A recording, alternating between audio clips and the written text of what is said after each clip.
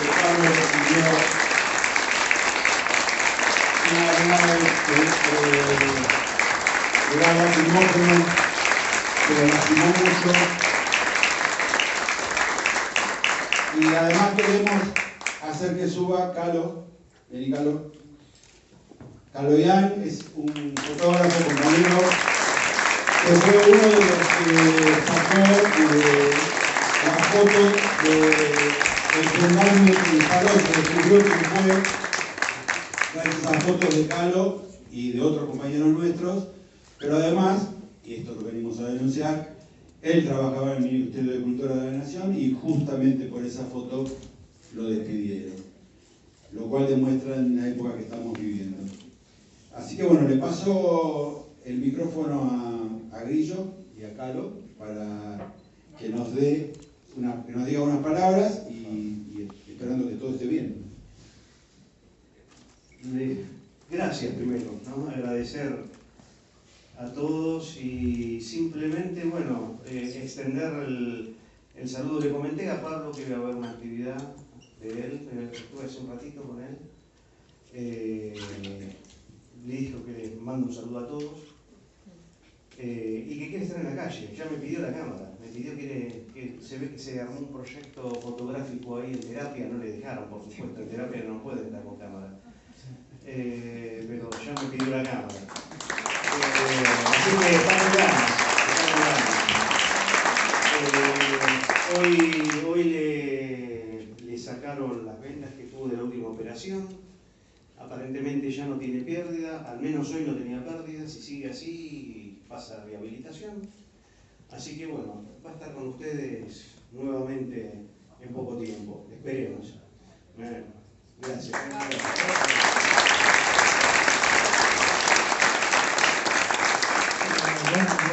Yo agradecer inmensamente que se haga este encuentro.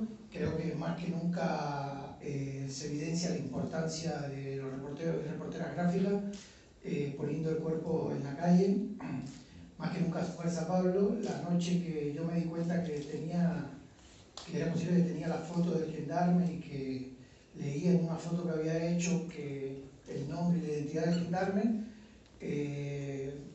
lo he contado ya, sentí mucho miedo por mi integridad física, pero lo primero que pensé fue que esa noche Pablo estaba debatiéndose entre la vida y la muerte y que lo que le pasó a Pablo me pudo haber pasado a mí y que yo estaba consciente después. Ese día me acuerdo que te escuché hablar por la televisión, que escuché la historia de Pablo y lo primero que pensé fue que si Pablo hubiese sido al revés, si Pablo hubiese tenido esa foto, Pablo la hubiese dado a la luz, así que no podía ser tan cagón. Y también pensando en toda la historia de este país y en esto con muchos colegas que van a hablar acá, los cuales son unos referentes, así que nada, fue eso, pensar que todos podíamos ser Pablo y que más que nunca habían disparado por haber hecho una foto. Así que ahí estaba. Fuerza Pablo, que donde queremos verte es en la calle y no en el hospital. Gracias.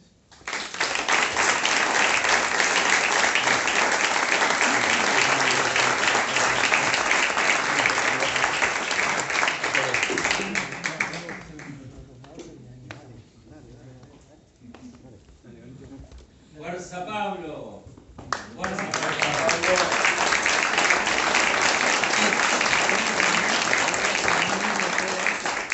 Bueno, ahora voy a presentar la mesa. Tenemos a Diego Petrofesa, que es de Derechos Humanos de nuestro sindicato CIPREVA. Eva Brecea, que es el presidente de los reporteros gráficos. Rolando, con un apellido difícil que nunca lo nombro porque no me sale. El Robert. Pablo Latanski. Eduardo Longoria. Daniel García. Mónica Hassender y Julio Menakovsky. Bueno, le agradezco la presencia a todos, que todos son muy amigos. Y le voy a dar la palabra a Diego primero para que hable sobre él y después hablaremos un poco cada uno de nosotros sobre qué pasó en aquella época y qué está pasando ahora para ver si podemos discutir un poco dónde estamos parados. Gracias. Para quienes no son del medio, sepan que esta gente que está acá y muchos de los que están de ese lado es como si fueran Messi clonados. Sepan todo lo que ustedes, con lo que ustedes crecieron, con las imágenes que ustedes se educaron, se formaron su conciencia política, se la deben a estos hombres y mujeres, algunos acá, otros ahí. Sin ellos nada hubiera sido posible y por eso el disparo a Pablo. Allí se cierra el círculo. Los monstruos son fuertes cuando están en la oscuridad. Cuando uno le echa luz, se da cuenta que a lo mejor, bueno. Entonces el monstruo no quiere que los reporteros gráficos, que los periodistas echemos luz. No quieren. No querían ya en el 2015 cuando lo primero que hizo Patricia Bullrich fue poner, ¿se acuerdan? Un corralito para la prensa. Ya nos quería lejos. Ahora, como el odio y la crueldad están de moda, no solamente nos quiere cerca, pero ¿para qué? Para reprimirnos y para que la sociedad vea qué le pasa a todos aquellos que le quieren quitar el velo al monstruo. Pero Pablo, lo acaba de decir recién su papá, estos compañeros y compañeras, otros que están por allí, tienen una mala noticia para el poder. Lo hicieron en dictadura, miren si se van a cagar ahora. No van a poder con estos compañeros y compañeras, no van a poder con nosotros, no van a poder con todos aquellos que queremos que la vida sea digna y para todos y todas, no para el que tenga plata para pagarla. Me da mucha vergüenza. Yo cuando los veía entrar pensaba, listo, cortito porque me da vergüenza. Ahí está Carlitos Rodríguez también, una gloria del periodismo gráfico. Hay un montón de gente, sepan que como Norita hay un montón de gente que no se rinde. Y esa es la buena noticia. Sepamos, por último, lo hablábamos con una de las colegas recién, esto no es un problema solo de los periodistas, solo de los reporteros gráficos. Tratemos de involucrar a nuestra sociedad, porque ellos nos odian, ellos no conocen el amor, no conocen el lenguaje del abrazo, el lenguaje de la mirada en el otro. Entonces el problema lo tenemos todos. Este es un acto de reporteros gráficos, pero no es un acto solamente de fotógrafos. Este es un acto de la Argentina que pelea para estar de pie y para no rendirse ante la miseria planificada. En nombre del CIPREVA acompañamos, son nuestros compañeros, son parte de nuestro sindicato, así los queremos. Pablo es parte de nuestro sindicato, en su trabajo informal, en su precarización, en su ganarse el mango como todos los que venden la foto para llevarse el pan a la mesa. Aunque no tengan patrón, son nuestros compañeros y compañeras, y así lo sentimos y así vamos a pelear por ellos. Muchas gracias.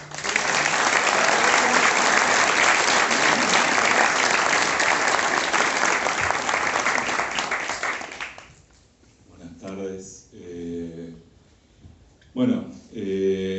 Hoy nos convoca Norita para estar acá. Norita, una gran luchadora y una gran maestra sobre todo. La verdad que el acompañamiento y el cuidado siempre fue mutuo, pero bueno, ellos lo van a saber contar mejor, porque fueron los que rompieron el techo de cristal, son nuestros maestros y maestras. Mónica en la calle, ahí también haciendo fotos, todas las marchas, todos los movimientos que había en época de dictadura, y después también nuestra realidad como reporteras y reporteros gráficos está a la vista. No quieren que mostremos, no quieren que ejerzamos nuestro derecho constitucional, que es reprimir la libertad de expresión. Nosotros vamos a mostrar lo que los jubilados, justamente con su derecho constitucional, van a reclamar, que es una jubilación miserable.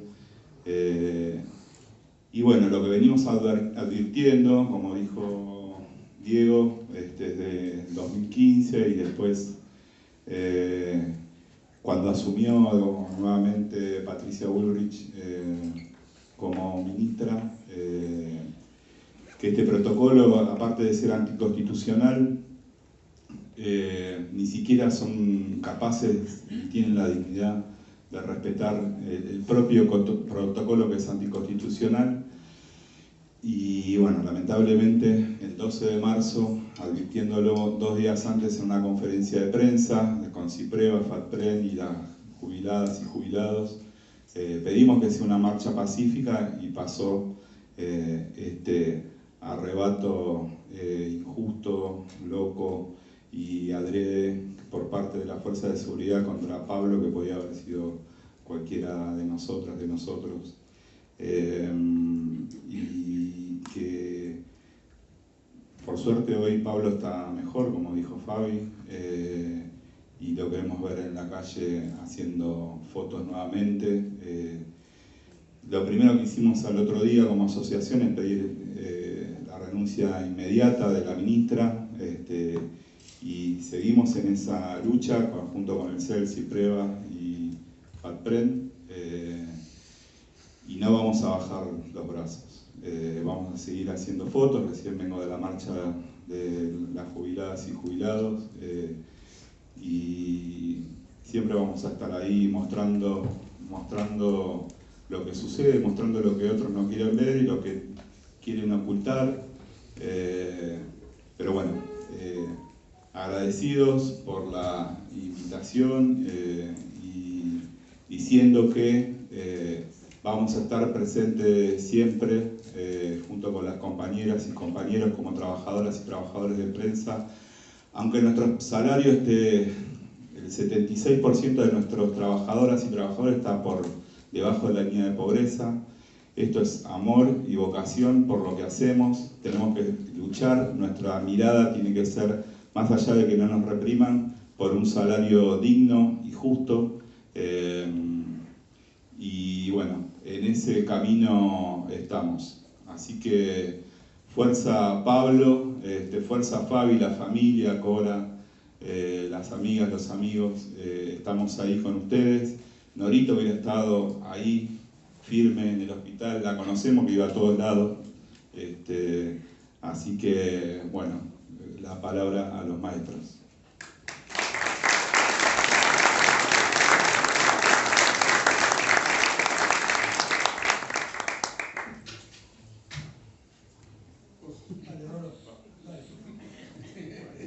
Bueno, me toca empezar a mí. Bueno, vamos a pasar un aviso parroquial porque hace unos días falleció Carlos Villoldo, que era sí un verdadero maestro, un tipo que debería estar acá ahora.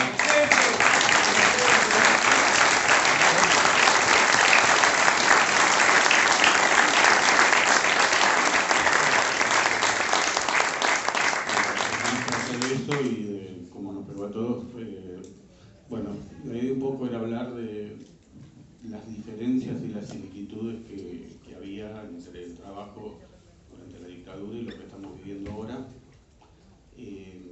Como decíamos el otro día, quienes estuvieron en la inauguración, en esa época quizás había como un deseo de mostrar por parte del poder una cierta normalidad, por lo menos de día.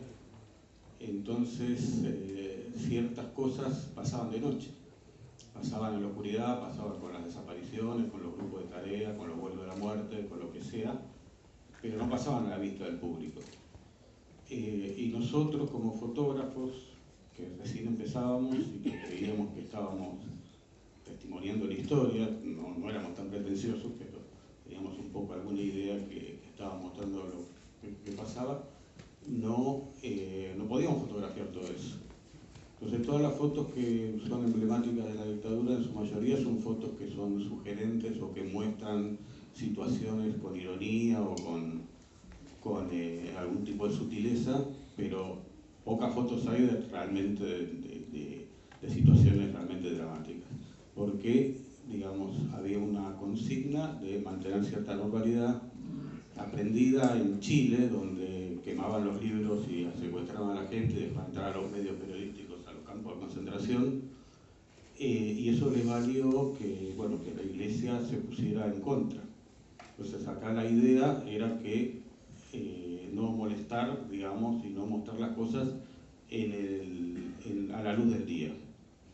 Eso a nosotros terminó de alguna manera beneficiándonos en esta cuestión de que, bueno, nosotros íbamos a la plaza, sabíamos, íbamos a la plaza como a alguna manifestación, como a alguna concentración, pero había como una sensación de que tenían como una orden de no tocarnos, por lo menos cuando estábamos. Eso digamos, obviamente lo fuimos aprendiendo con el tiempo. Nosotros estamos en Plaza de Mayo y había camarógrafos, fotógrafos en las terrazas de los edificios públicos que no eran del gremio precisamente, ¿no? O eran de otro gremio.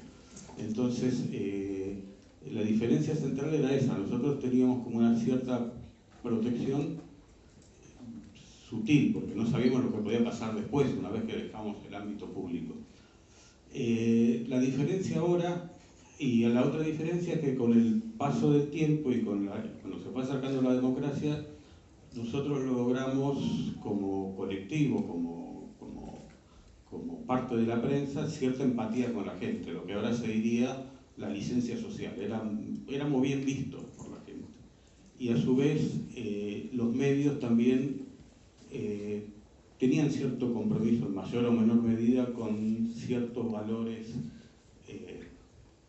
digamos, de libertad de prensa, por lo menos declamaban eso nos permitió hacer la muestra del 81 de reporteros gráficos.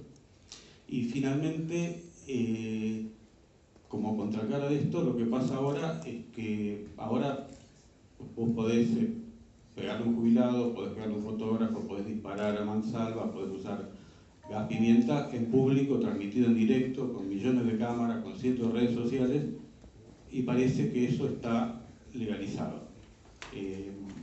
No sé, como decíamos el otro día, el tema de la exposición física ahora es más directa. Quizás la exposición física en aquella época era mucho más sutil y mucho más amenazante, pero no volvía con la situación de Pablo, que te pegaban un tiro prácticamente horizontal con un gas lacrimógeno con balas de goma. Eso básicamente era la gran diferencia, ¿no?, que yo veo entre la forma de trabajar de ahora y lo que veíamos antes.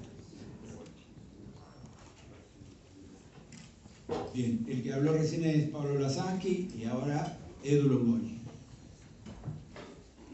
Bueno, de todas maneras hubo 76 periodistas desaparecidos. Yo creo que esto más que un acto de reporteros es un acto de resistencia. Y me acuerdo cómo empezamos, o cómo empezó la sociedad argentina a penetrar en las grietas de la dictadura. Y fue mediante la cultura. Teatro abierto, la muestra de reporteros gráficos. Siempre hay un lugar donde los regímenes autoritarios empiezan a resquebrajarse. Y por otro lado siempre hay una vanguardia, ¿no? La vanguardia en esa época fueron las madres, que habían perdido a sus hijos y no tenían mucho más que perder. ¿No será que ahora tenemos a los jubilados que son viejitos, que no les alcanza para llegar a fin de mes y no sea cosa que por ese lugar se empiece a resquebrajar este régimen autoritario? A veces es más fácil ver las cosas con el diario del lunes, ¿no? Pero me parece que estamos ante una encrucijada de ese tipo. Y ahora un poco volviendo a Nora, un poco ya lo contaron, pero Norita tenía, cuando empezó a luchar y a dar vueltas a la pirámide de la Plaza de Mayo, la edad de nuestras madres. Y nosotros, los fotógrafos, teníamos la edad más o menos de su hijo desaparecido. Por lo cual, Nora empezó a ser nuestra mamá. Y nosotros empezamos a ser parte de ese hijo que se corporizaba en la lucha de unos chicos que no teníamos, creo, suficiente idea de lo que estábamos haciendo. Porque a veces miramos a la dictadura retrospectivamente y creemos que todo lo que se supo con el informe de la CONADEP, todo lo que se supo con el juicio de las juntas, lo supimos en ese momento, contemporáneamente, y no fue así. Todos teníamos a alguien que no estaba, pero no teníamos idea del plan sistemático. Por lo cual, para nosotros era hasta cotidiano que, en el caso de Pablo y mío, que trabajamos en Noticias Argentinas cerca de la Plaza de Mayo, nos siguieran los Falcon Verdes. Y era casi como, parecía como si fuera una cotidianidad, y la verdad que era la cotidianidad del infierno. Y Norita siempre estaba del otro lado del teléfono cuando nosotros llegamos después de las rondas para ver si habíamos llegado bien. Tenía un hijo desaparecido y se preocupaba por nosotros, lo cual hizo que fuera quizás el símbolo máximo de la resistencia en la Argentina, ¿no? Eso que decían por ahí, que seguramente estaría todos los días en la puerta del hospital esperando el parte médico de Pablito. Así que, bueno, donde esté Nora, le mandamos un beso enorme y vamos a seguir luchando como ella luchó durante toda su vida.